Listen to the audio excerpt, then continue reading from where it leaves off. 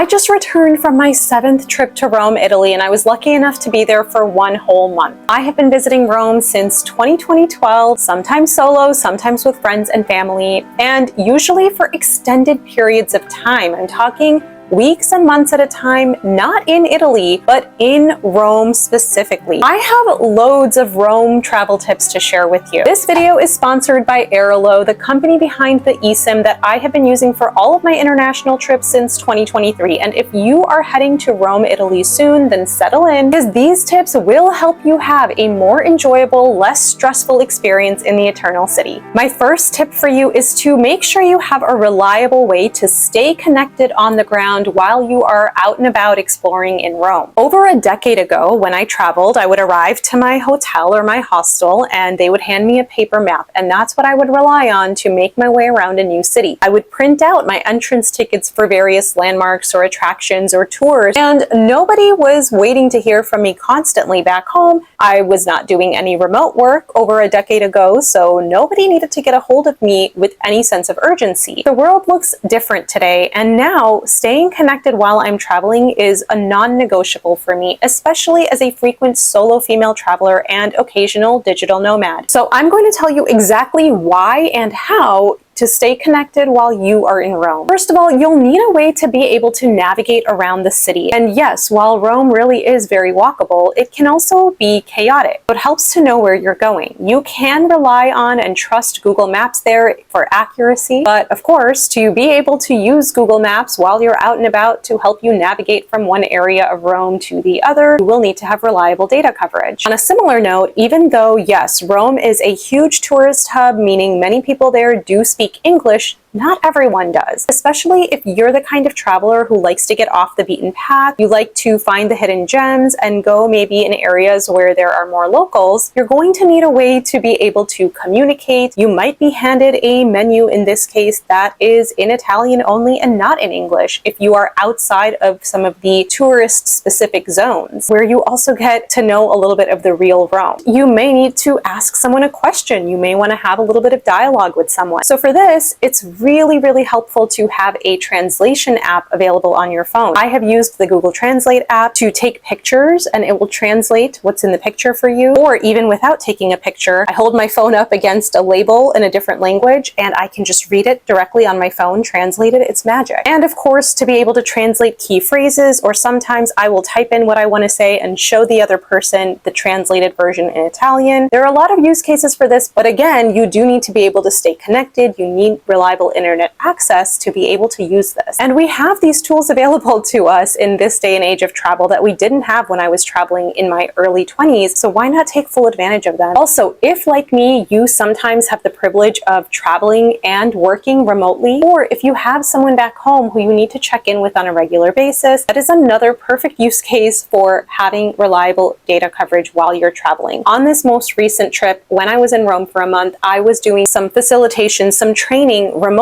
And even though I did my due diligence, I made sure to find a place with a reliable internet connection. It did cut out on me multiple times. Now, for the most part, yes, it was reliable, but I knew I needed to have a backup in place in case it happened to cut out on me in the middle of a workshop, which it did.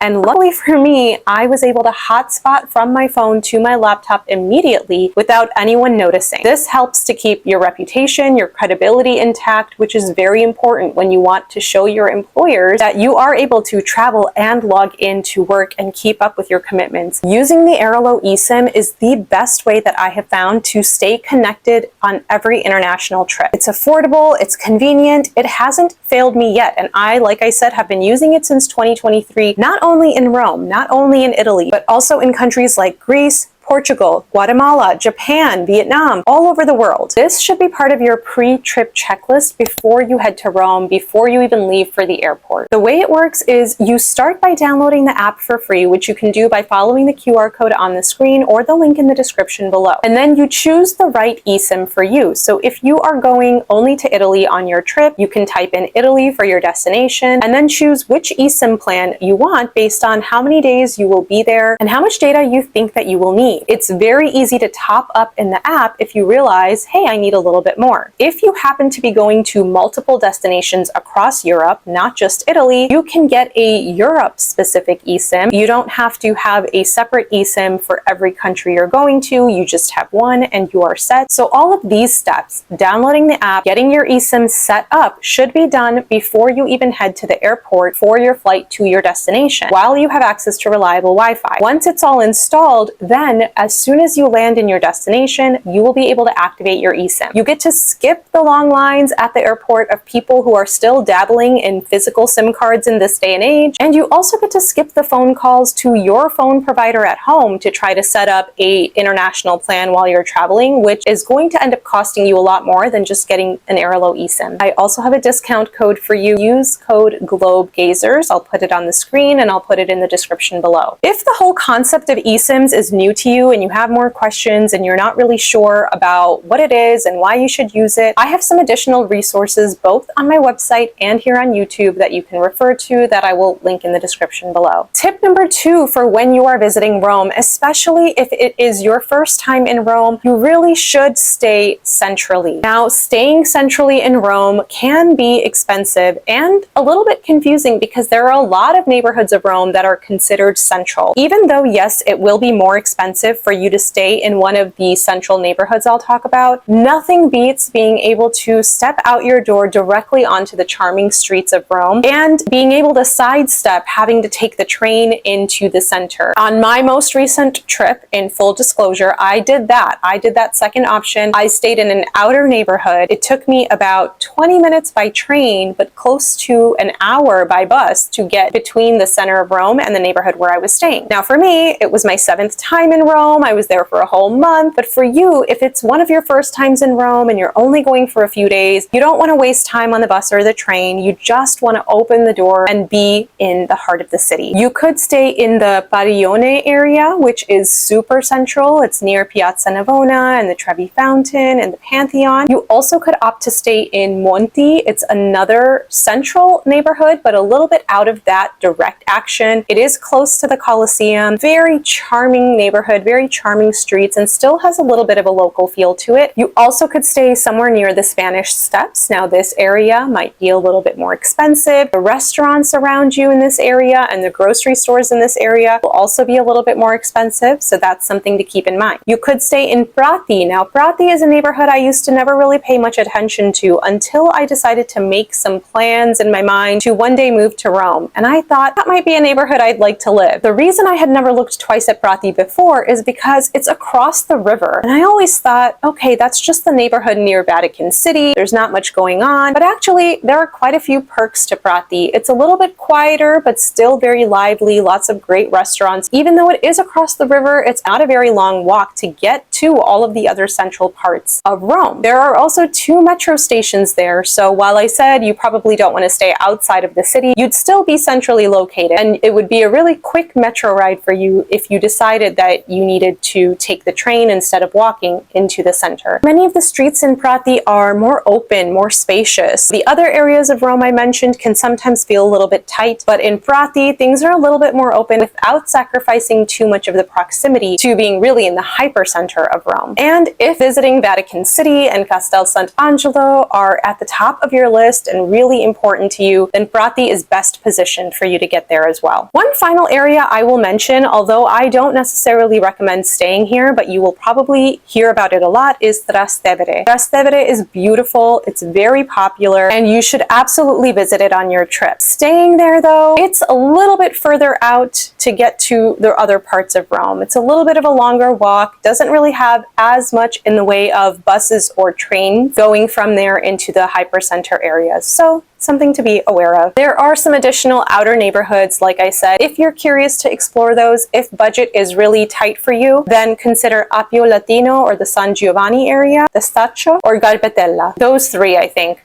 start there. Third travel tip for Rome, let's talk about public transportation. Now, my preferred way of getting around Rome is walking. You will easily walk a lot more than you realize in the moment, but you'll start to probably feel it in your feet. If you are someone who is not able to do a lot of walking, but you still want to be on the ground exploring Rome, then you'll want to rely on public transportation, and these tips are going to really help you to do that. You'll have two options. You can take the underground train system, or you can take buses. When you go into the underground train system, there will be ticket machines and you will be able to purchase a ticket there. A couple things to keep in mind is that sometimes some of the machines for me would not accept my foreign credit card, but they did accept my debit card. Or for this reason, I always made sure to keep a little bit of cash on me. It's €1.50 at the time of my recording this for a ticket to go one way. When you get your ticket, chances are you're going to get one that has a barcode on the back, and it's going to say that it's a rechargeable card. So you should keep it. I tossed some of mine out at first before I realized that these were rechargeable. Once I realized, I stopped paying the extra 50-cent fee and just was able to keep reloading the same card. You'll scan your card and you will be on your merry way to your train. I do believe you can also pay by tapping your credit card at the turnstile or tapping your phone to pay at the turnstile. In general, the metro is going to quickly get you from point A to point B. Sometimes it does get really crowded on there, and you want to make sure that you are carefully watching your belongings with a hand over your purse, keeping your backpack maybe on your front, just in case of pickpockets. In terms of how to know what stop to get off at or what the route is, again, I relied heavily on Google Maps. It was accurate. This is where having an eSIM comes in really handy. Now for the buses, you can also get your ticket from those same ticket machines that are in the train stations if you want the paper option, and you can load multiple tickets on these. But when you get onto the bus, you need to find the yellow machine and tap your barcode to that yellow machine, to the gray area of it, to validate it. And you must do this immediately as soon as you step onto the bus. It's very important for you to have a ticket and have it validated, and you cannot share them. Each person in your group needs to have their own ticket that they can present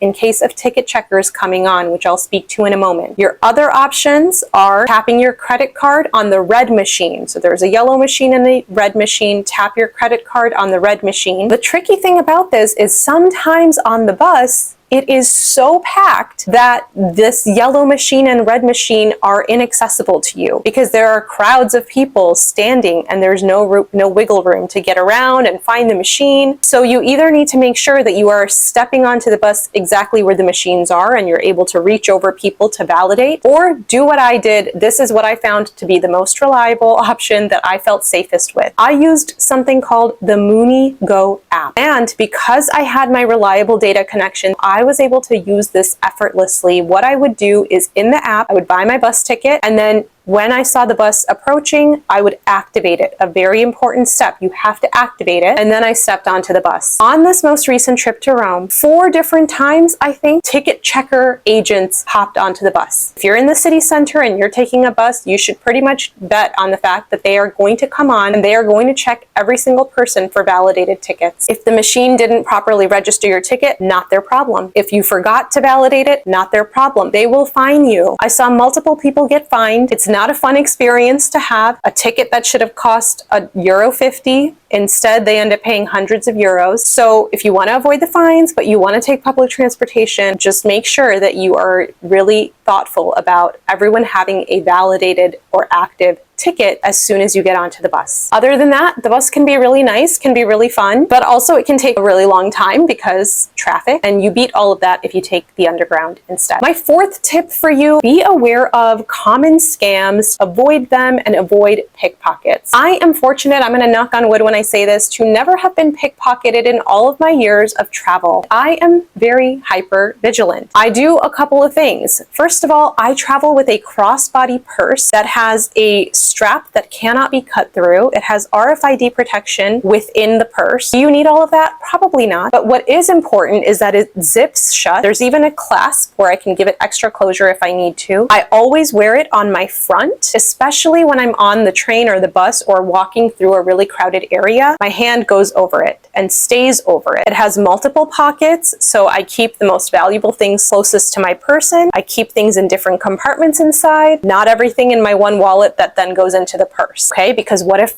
I drop the wallet, which did happen to me once? There goes whatever credit card or cash is in there. I need to have a backup in another pocket of my purse. As for scams, if people are coming up to you, if anyone tries to touch you or put something on your wrist, the bracelet putting on scheme is a really common one here. They will come up, they'll try to put a bracelet on you and say it's a friendship bracelet, but then they'll try to charge you and then they'll yell at you if you walk away. I avoid all of this. How? I walk with a sense of purpose. I don't make eye contact with people I don't know. If anyone's talking to me without really directly looking at them, I say a firm, loud no grazie, and I keep walking. I walk with a sense of urgency and speed, like I know what I'm doing. Listen, I'm from Chicago. I have traveled with friends from Canada, and we have very different approaches. In case you need to hear this, it's okay not to make eye contact with everyone. You can be unfriendly without being rude. You don't have to say hello and smile at every single person. Just keep on walking. Tip number 5 is to keep your passport on you. If you are not an EU resident, you don't have an EU residency card, you don't have citizenship somewhere in the EU, the form of ID you need to keep with you is your passport. I don't know about you, but for me, that was not the most comfortable thing because I am used to traveling and making sure my passport is safely tucked away somewhere, not something I carry around with me all the livelong day. But on this 1 month long trip to Rome, I did just that. I carried my passport with me every single day because it's the law. At any point, technically, someone could stop you and ask to see your identification. Your driver's license is not going to work if you're from the US. It needs to be your passport, and it needs to be the actual original copy. And if you don't have it, they can fine you. Part of it is luck of the draw. I did not get stopped once. So if I didn't have my passport on me for that whole month, I might have been fine. Some people only carry the photocopy of their passport around. Depends on who you get, if they'll accept it or not. You have a photo of your passport on your phone and you want to try showing it.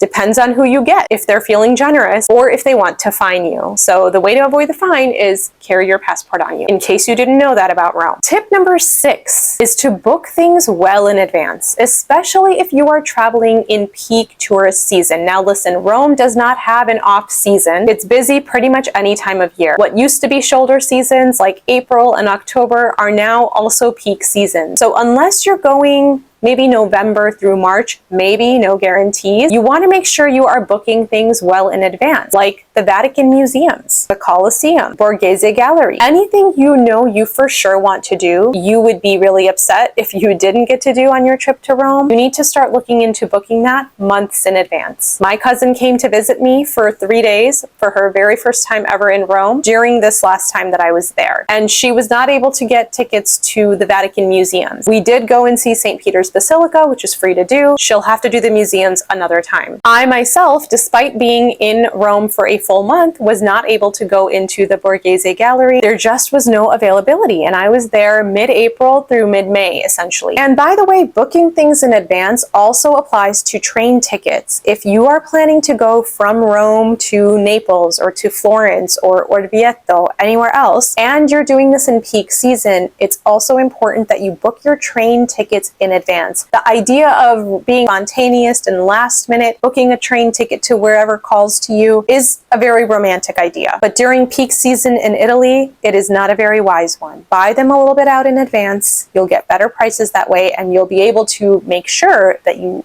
can get tickets. Next tip is about packing. You want to make sure that you pack extremely comfortable walking shoes. Leave your heels at home. If you must bring a heel, it needs to be a block heel. There's cobblestones everywhere. Some of them are loose. You need shoes with good ankle support, and you need to kind of be able to watch where you're going. A really good pair of sneakers, perhaps a couple pairs to rotate between if your feet get tired in one. For sandals, if you have sandals that are tried and tested and true that you know are comfortable, then go with those. And make sure that your shoes have really good traction on the bottom, especially if you're going during a time of year when rain is possible. Once I traveled to Rome in November, it rained a lot. I was wearing Allbirds. everything was very slippery. And as far as clothes, you might have already come across in your research that if you plan to visit churches, of which there are many in Rome, including St. Peter's Basilica, you will need to have something that covers your shoulders and covers your knees. So be conscious of that. But in general, you probably want to bring some light layers. Unless you're going in the peak of summer, June, July, August, where maybe it's hotter throughout the day. Any other time that I have been in Rome, it's usually much cooler in the mornings and in the evenings, and very hot when the sun is out during the middle of the day. So layers are your best bet. And as you plan your itinerary, my next tip for you is to allow yourself enough time in Rome. I recently was talking to someone who went to Italy and skipped Rome altogether. I frequently hear people planning a trip to Rome and thinking, I think I can cover everything off in 2 or 3 days. And I remind you that I was just there for the 7th time for 1 full month dedicated to Rome. And I'm still finding new things. Too many people, I think, treat Rome like a checklist city. People either love Rome or hate it. And I believe that the people who walk away hating Rome are usually the people who are treating it like a checklist city. 2 days max, and we'll see Colosseum and the Vatican and hit all of these landmarks. Well, of course you're going to be exhausted and think that Rome is nothing but a tourist attraction as a whole, because you're missing all of the magic of the city. You're not getting an opportunity to experience the real energy of Rome when you were just going from landmark to landmark to landmark. Also, that's exhausting. I would hate anywhere if that's the kind of experience I had there. And listen, I know it's not possible for everyone to go and be in Rome for a whole month, as much as I wish everyone could experience that. Maybe you do only have 2 or 3 days. Can you see all of the top sites in Rome that way? You absolutely can. But I really strongly encourage you to try to prioritize the things you specifically actually care about and want to see, not just the things that you should see. Prioritize those things and then leave space in between. At least one of your days in Rome, try to wake up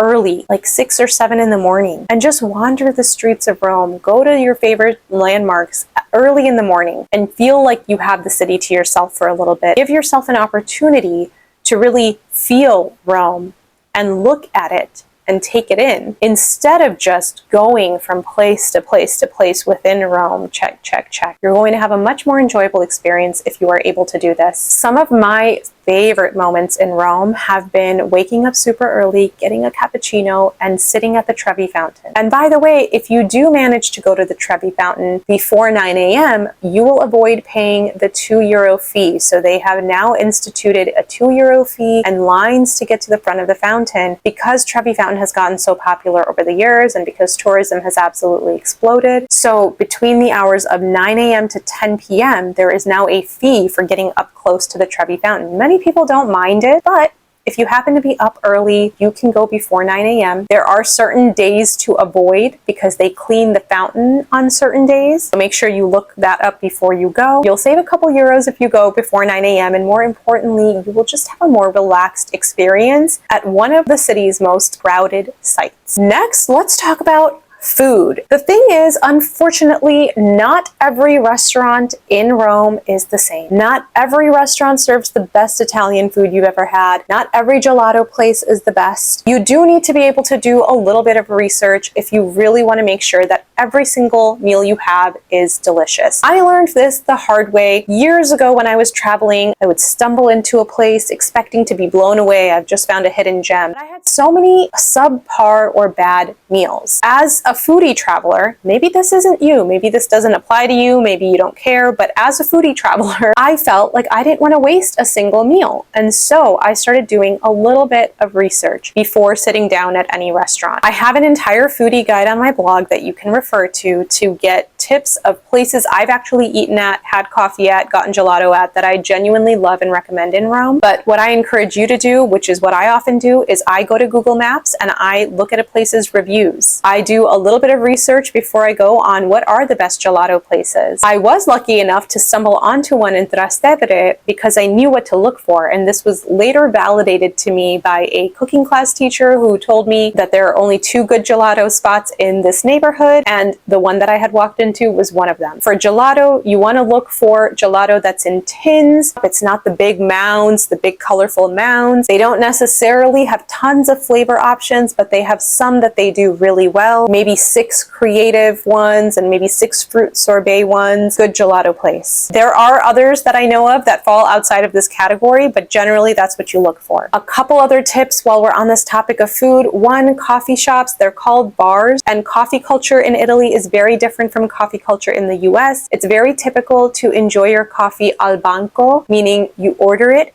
and you enjoy it standing up at the bar. You'll see many Italians doing this. They'll order their breakfast, they'll order their coffee, and they'll have it standing up. You can totally sit. You can totally sit instead at the tables, but just be prepared and be aware and be respectful of the fact that there will be an extra charge. Sometimes it's written out. Oh, if you have it at the bar, it costs this much, and if you sit down and have it, it costs this much. At certain cafes, if you go in and you just sit down, you may be asked to either move or you may be asked to order directly through the waiter. Please be respectful if that's the case. Go in being aware that that might happen. That is the norm. You're not being targeted because you're a tourist. There's a fee for sitting down. This is another really important thing on this topic of food in Italy, because so often I hear about people who they're like, I'm in Italy and I'm so sick of pasta and I have to look at another pizza, I'm gonna be sick. You're not limited to only pasta and pizza. Yes, there is a lot of Italian food in Italy. There's not a whole lot of other options. Not that there's not any. I've had Greek food, I've had Vietnamese food, I've had Japanese food. They love sushi. There are a lot of different options for you to enjoy if you are tired of Italian food. But I also want to draw your attention to a specific couple of sections on your menu in an Italian restaurant. Typically, the pasta dishes will be under primi, or the first courses, and the pizzas will be in their own section. But what a lot of people don't look closely enough at is the secondo, or the seconds section of the menu. And this is where you're going to get all the protein options. You'll see roast chicken, you'll see oxtail, you'll see other meat dishes here. So if you're like, I want something else, or I want something lighter, look there. And under contorni, or sides, there's often an option for grilled vegetables. Sometimes it's mixed vegetables, sometimes it's one specific vegetable, but there are options for you on an Italian restaurant menu beyond pizza and pasta. My final tip for you to really be able to enjoy your visit to Rome is try to learn a few phrases in the local language, even if it's how to say thank you, which many people think they know how to say because they'll say grazie,